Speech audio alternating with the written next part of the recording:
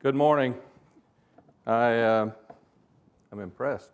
First morning after a spirits and wine show usually means way overconsumption and low attendance. First show, first talk of the second day. So thank you all for coming out. I've been asked to talk a little bit about private labeling and bulk spirits. The focus of the talk, as you'll see, is in the spirits area, but the applicability to wine will be evident. So hopefully those of you in the wine business will get something out of this as well. First, a little bit about our company, and I'm not going to talk about our technology. Come by our booth, we'll explain it, you can taste it, you can understand it, because it's not really relevant, I think, to how you go about creating revenue from bulk or from private label. But I will tell you a little bit about how we got started. We started with private brands back in 2007. We applied our technology to create or to make spirits for people that wanted to have their own brand, needed somebody to make it and bottle it for them. Obviously, when I arrived at the company, the co-inventors had invited me to come in because they hadn't quite figured out how to rationalize the business model. They stepped back, gave me a free hand, and the first thing I realized was we couldn't be a startup company dependent upon other startup companies. That was a recipe for disaster. So we immediately started looking at private label. The benefit to us at the time was with private label, we were dealing directly with retailers. In our case, initially, it was small restaurant groups. And they had traffic. So we felt like we could build some consistent revenue stream with these restaurant groups, and we would take their own trademarks, create brands for them. They would use them in their specialty drinks mainly.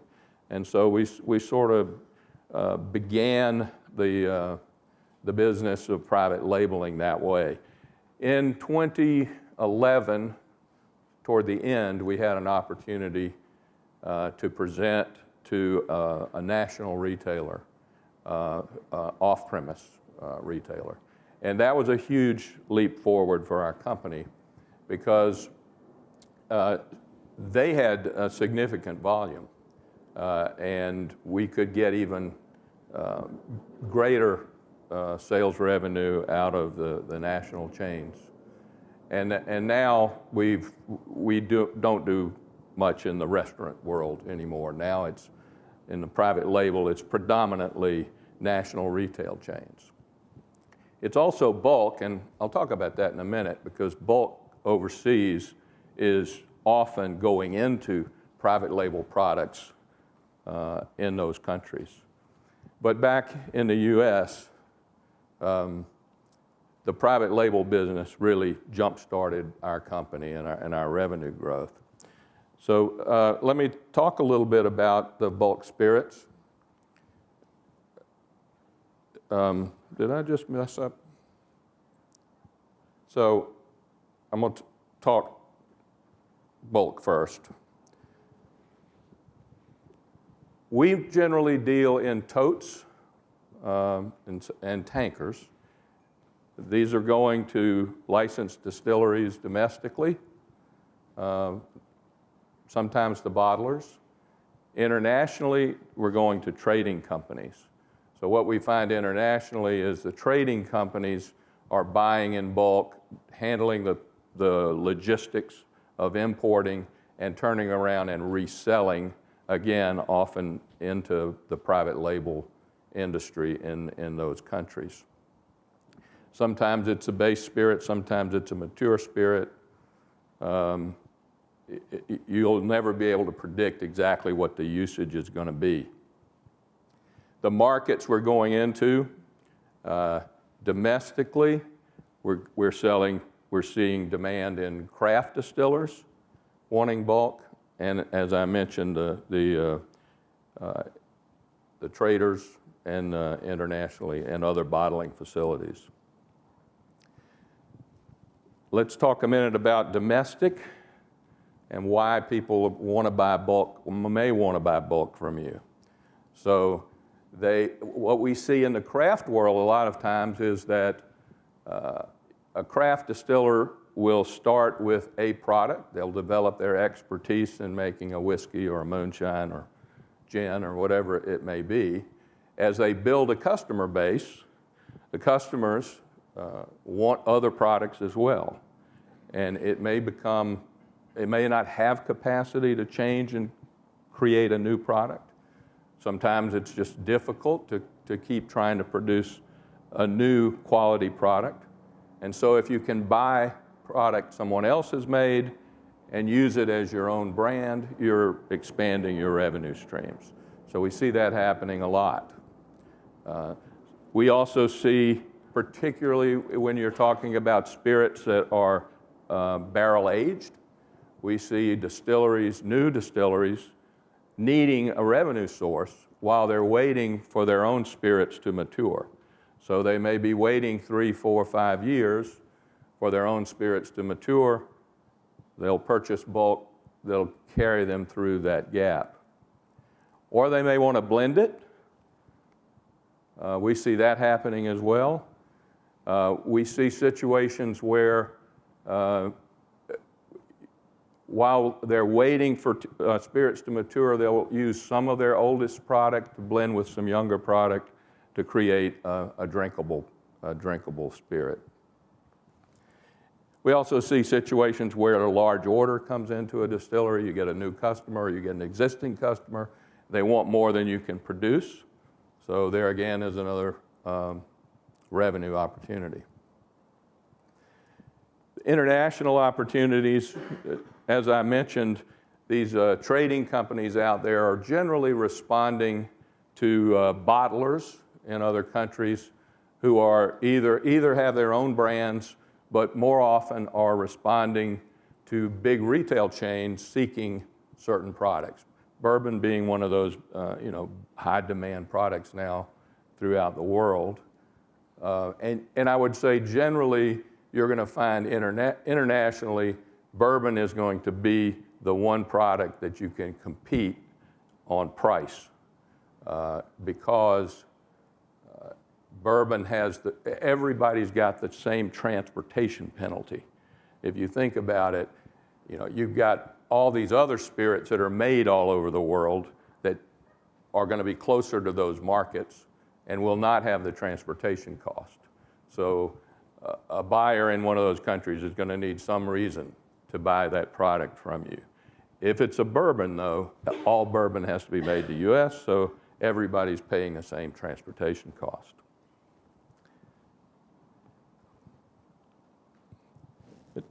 The containers, often, you all probably know all this, intermediate bulk container is going to be 1,000 liters, 264 gallons.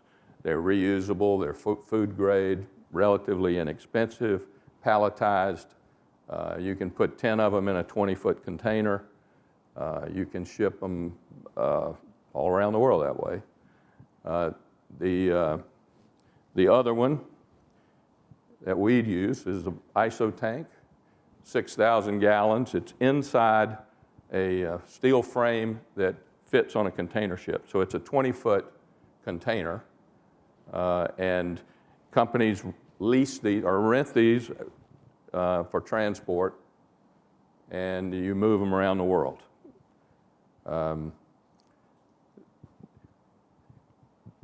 They come with kosher cleaning certification. It's standardized size, and this probably is more often used than putting totes in containers. The drums, small, you're talking about a standard 55-gallon drum. Sort of expensive to transport, but these are used a lot of times one of the constraints in the bulk business when you're selling, particularly if you're selling to a craft distiller, will be the bond amount that distiller has, which limits the amount of alcohol they can have within their bonded area at any given time. So a lot of times they might wish they could buy larger quantities from you, but they won't be able to. So they'll only be able to bring in smaller quantities. So the 55-gallon drum becomes the choice. Here are the challenges. I'll just remind you, and I'll tell you some things that we've kind of messed up. Transfer and bond. So if you're selling to another domestic distillery, you're going to want to have transfer and bond paperwork in place, signed off by the TTB, so that as you move the product from your distillery to your customers, you don't have to pay the tax.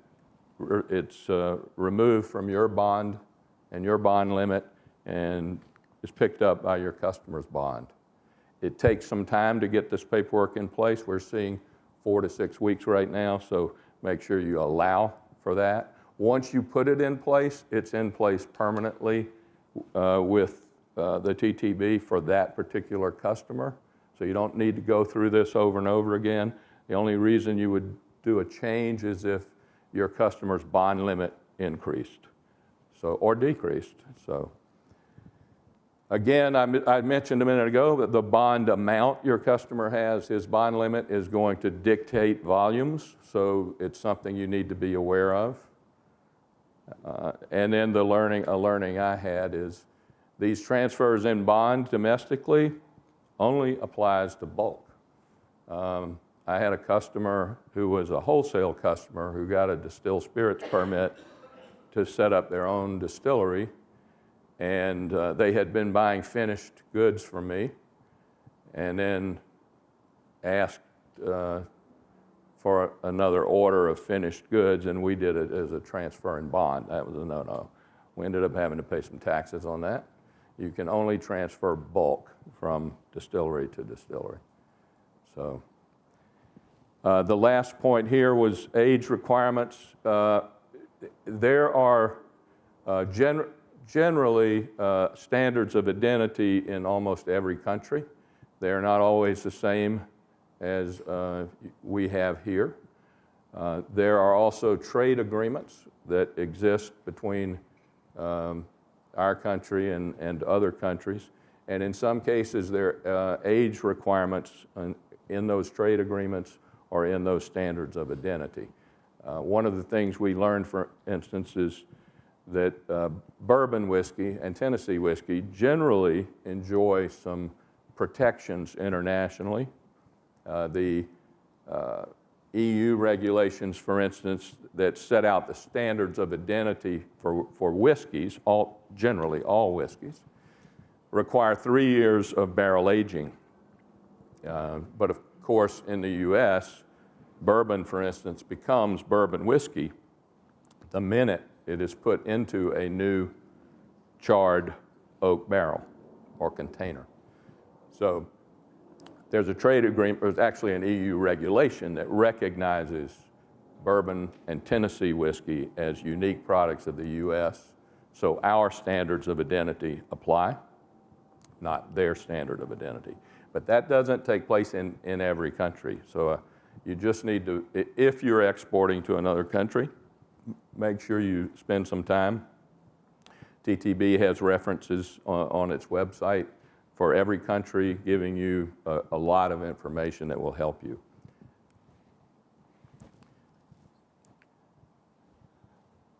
Things your customer gets. So often you can improve your customer's production time. So you've got spirits ready to go. They don't. They need them. So that's your sales hook. I would say it gives them a chance to buy and scale up. They get to control the end product. They can blend. they can do whatever they want to with it. So they get a chance to take advantage of growth opportunities. So there are any number of opportunities to go out and promote your ability to sell bulk. Let's take a break just for a minute. This will help from last night. This is one of our rick houses in Kentucky. Holds 20,000 barrels. So come on inside with me. Take a deep breath. 20 minutes here, breathing deeply, will make your day. I promise you. You'll get to experience firsthand the angel's share.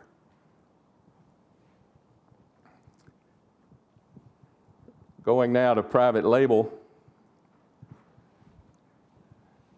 These are spirits that are produced specifically for mainly off-premise retailers.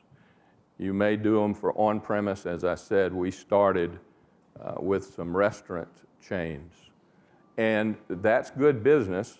The difficulty with the restaurant chains is on the distribution side. So you might, we've had situations where we had 100-unit restaurant chains that we just couldn't take on. 100 units, you would think, would create significant volume. And yes, overall that volume is good, but the reality was there were 4 restaurants in this state, two in this state, 5 in this state, and so you had to get a distributor for every one of those states, and the volumes for each distributor just weren't enough for the distributor to have an interest in handling the product. But if you've got one distributor in one state that will handle the volume for you, it can be good business.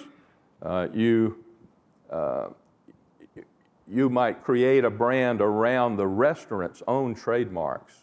And what we found was they would use the product in their specialty drinks. And so they created some good volume and turnover. So I don't want to minimize that as an opportunity, but the real opportunity is when you can get the national chains or the very large chains within a state. For instance, ABC in Florida has got over 200 stores, Specs in Texas, and so there's some very large chains that are contained in a single state, which is going to make your distribution life a lot easier.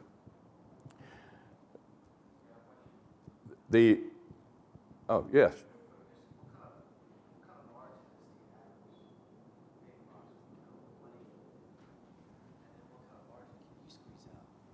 Okay, so I will go ahead and skip to a very good point. So you understand the motivation for a off-premise retailer in taking on a private label product. And margin is the biggest issue. When a retailer carries a national brand, that brand has already designated the distributor. As you all know, the brands essentially can have only a single distributor within a state for that locale. So the brands have selected the distributor. They've negotiated the distributor's markup, and there's pricing then implied or imputed to the retailer. And there's nothing they can do about that pricing. That's it. In the case of private label, the retailer actually controls the distribution because the retailer gets to select the distributor that they want to use for that product. So the retailer has the opportunity to go to a distributor that they actually have some leverage over because of buying volume and say to ABC Distributing, I want you to handle this brand for me. I want you to buy it from Terressentia. This is the price you're going to pay for it. you're going to pay the state tax, you're going to pay the freight, and this is an acceptable margin markup for me, and you're going to be the clearing agent. You're not going to need to put it through your sales force. You're not selling the product, you're delivering it. And so they're able to negotiate substantially lower margins than the national brands can negotiate for their national brand product. And that margin difference is what makes a private label product attractive to a retailer. Does that answer your question? And we see margins, all over the place, but I mean, I've seen margins as low as 4% on a clearing basis, as opposed to what might be 20% on a national brand basis. The other thing is the cost of the product itself. If you think about the national brands, they've got to price in marketing dollars. So there's significant marketing spends in any national brand. You can look at the public documents on publicly traded companies, and you'll see 20-25% spend on marketing. Well, that's got to be priced into the product. In a private label situation, the marketing is being handled internally by the retailer. So the producer's not building, us for instance, is not building in any marketing dollars. Now we do a little bit, and we'll talk about that in a minute, but nothing like the kind of marketing spend you have to build in for a national brand. So we've dealt with all these different types of retailers, mass merchandisers, convenience stores, liquor chains, drug stores, grocery stores, and let me tell you, there's a difference between them. They're all a little bit unique, and they're things that you need to pay attention to. First, what does your private label customer want? Do they want a Me Too brand where they're going to put it on the shelf right next to a national brand and let them sell off of that? Do they want something that's very unique to them, that they can feel exclusivity?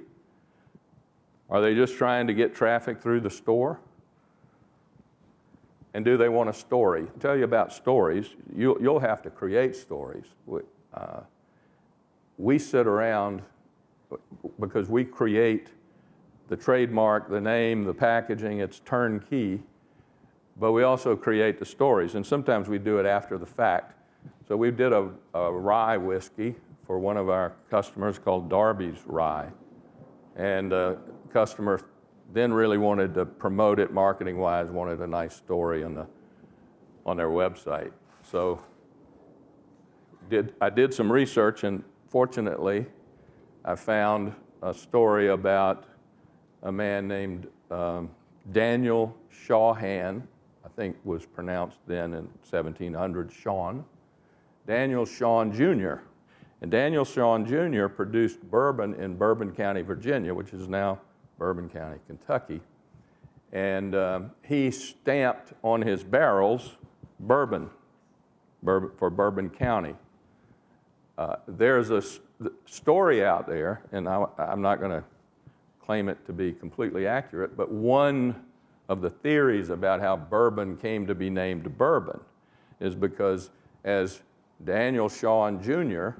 shipped his bourbon down the Ohio River and the Mississippi to New Orleans, which was the biggest market then, people liked that whiskey that was in the barrels labeled bourbon. And so they started asking for it by that name. We want some of that bourbon whiskey. And so bourbon became known for that reason. Now what's interesting is, and we found the backstory by looking at this Shawn family, and Daniel Jr.'s father had actually made whiskey, Daniel Sr., in Pennsylvania, in a part of Pennsylvania where it touched Virginia, up the Ohio River, and in the Monongahela Valley. in an area near the Rappahannock. And he developed the practice of putting the name of the locale on the barrel. And so he had Rappahannock Red. And that's the reason Daniel Jr. put bourbon on his barrels. And I'm getting to the end. So Daniel Sr.'s great-grandfather was named Darby Shawn. So we ran from Darby Shawn all the way down to through bourbon and rye whiskey to Darby's Rye Whiskey. We made a great story for the website, and you'll get plenty of opportunities to do stuff like that. Trademark the name. I'll give you another learning. We did a product for one of our clients who said, I want a bourbon, I want a label that looks like a cigar band. So we sat around trying to come up with a good bourbon name, and one of the things I did was look at Kentucky, and I saw this little town called Winchester. That sounds like a good bourbon name. So we pitched it to the client, customer. Customer said, yeah, I like that. This was the package we created for them. They took their first order. Now, I'm a lawyer. You would think that I would have thought about trademarking, but I didn't. I did a Google search, and I didn't see anything named Winchester, and I'm not a hunter. So the next thing that happens, I do wake up one night and think, wait a minute, I didn't do a trademark search. We've already shipped the product. I do a trademark search, and what do I find? Yeah, there's this company called Olin Corporation. They own Winchester ammunition. They own the Winchester arms. They have a global trademark on Winchester, Cowboy and Rider. And lo and behold, they've trademarked a tequila. But they haven't put it in commerce yet, so it didn't show up on Google.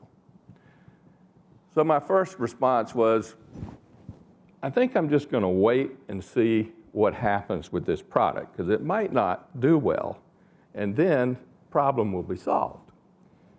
Well, lo and behold, it's the best new product launch a customer had ever put out on the shelf. Now we go to plan B. So I call up the legal department of Olin Corporation. I say, look, I'm going to get right to the point. Mea culpa. I just violated your trademark. And here's what's going on. I can change it.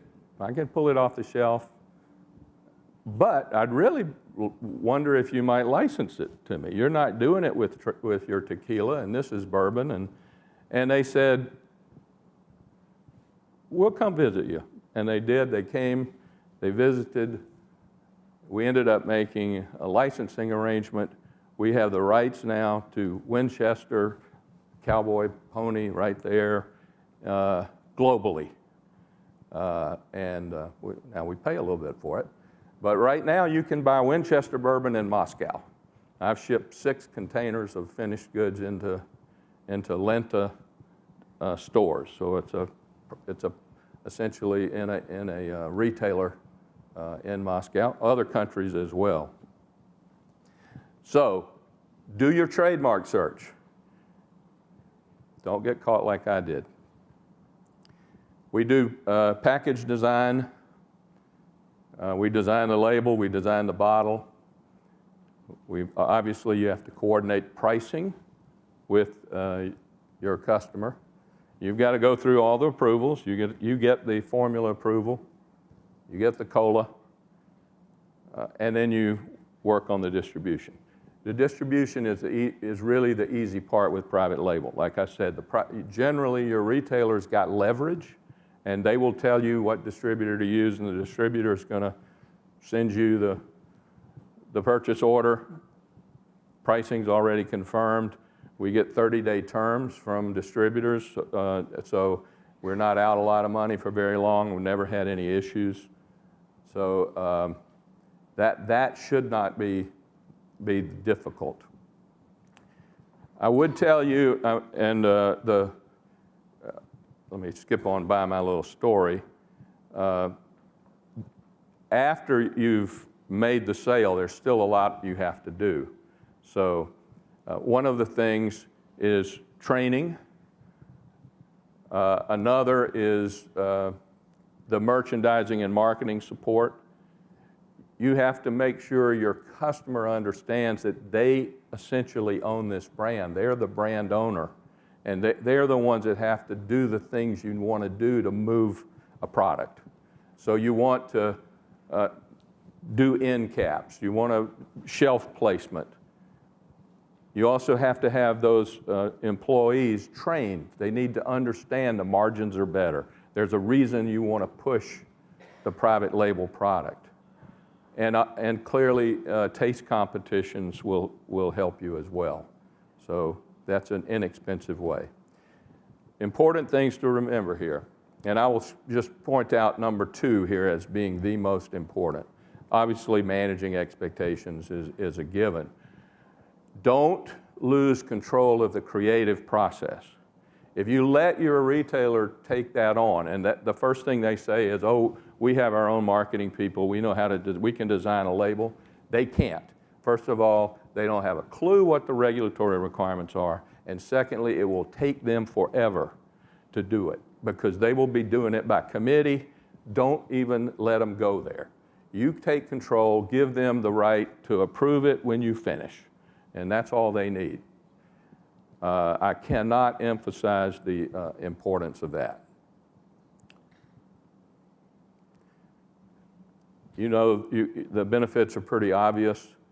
Retailers, they don't exactly get exclusivity, but they get almost exclusivity.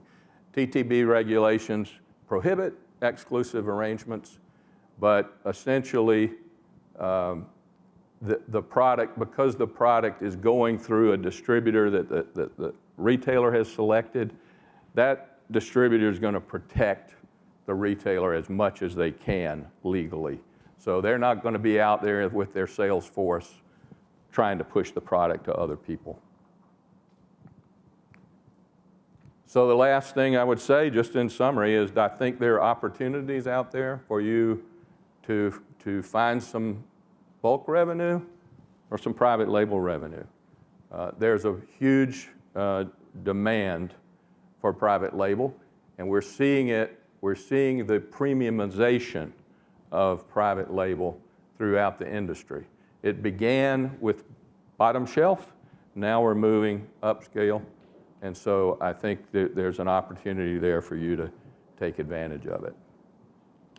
These are the countries we now ship to. My goal, obviously, is to turn that completely red. We're working as hard as we can, but we have private label and bulk customers in all of those countries to date. Running fairly short on time, I'm told, but any questions? And I'm at table 88. Obviously, happy to have you stop by and learn about our technology, but I'll also answer any questions on these topics. Thank you.